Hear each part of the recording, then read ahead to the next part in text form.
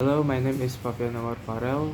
Today I would like to presentations about women in Britain culture. In early modern era, while the Tudor era presents an abundance of material of the women of the nobility, especially royal wife and queens, historians have a recovered scan documentations about the average life of women. There has, however, been extensive statistical analysis of demographic and population data which includes women, especially in their childbearing roles. The role of women in society was for the historical era relative unconstrained Spanish and Italian visitor to England committed regularly and sometimes caustically on the freedom that women enjoy in England in contrast to their home cultures. England had more well-educated upper-class women than was common anywhere in Europe. And next time is marriage. Marriage. Over 90% of English women and adults in general entered marriage in this era at age about 25 until 26 years for the bride and 27 and 28 for the groom. Among the nobility and gentry, the average was around 19 until 25 for brides and 25 until 26 for grooms.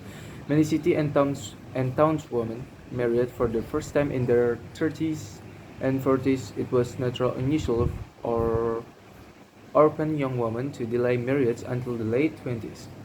And, or early 30s to help shepherd their younger siblings, and roughly a fourth of English brides were pregnant at their weddings.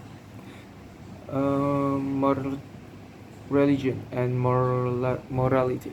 Her Victorian era is famous for the Victorian standard of a personal morality. Historians generally agree to the middle classes held high personal moral standard, but have debate whether the working classes followed suit. Moralists in the late 19th century, such as Mary Mayhew, decreed the slums for their supposed high levels of the cohabitation without marriage and illegitimate birth. Historians have begun to analyze the agency women in overseas mission. At first, missionary societies obviously enrolled only men, but women increasing instead of playing a variety of roles.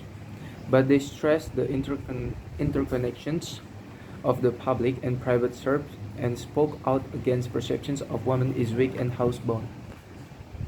Women's suffrage. Women's suffrage is a middle class woman in rose in status. They increasingly support demands for a political voice.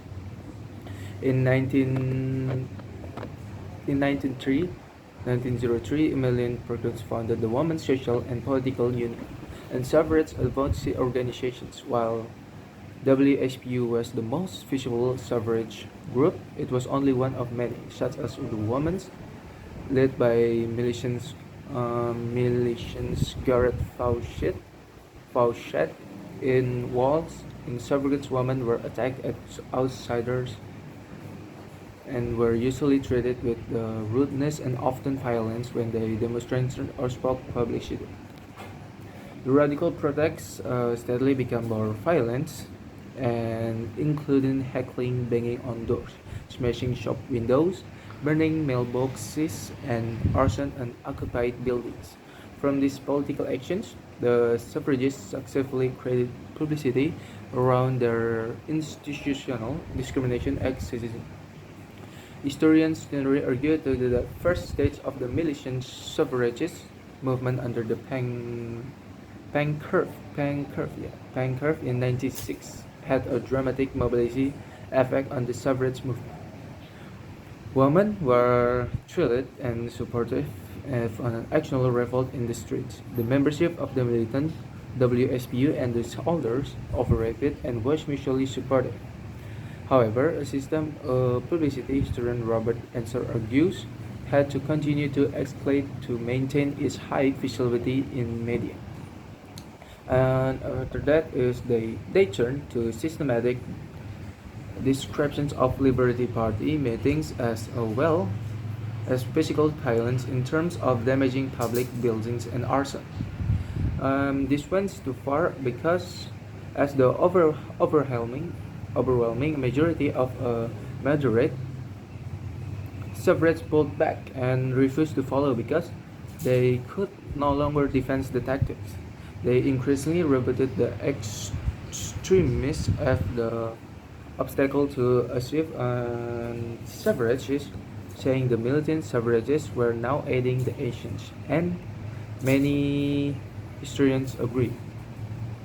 Yes, many historians. And that's all my presentation about women in Britain culture. And thank you for listening. And see you to the next video.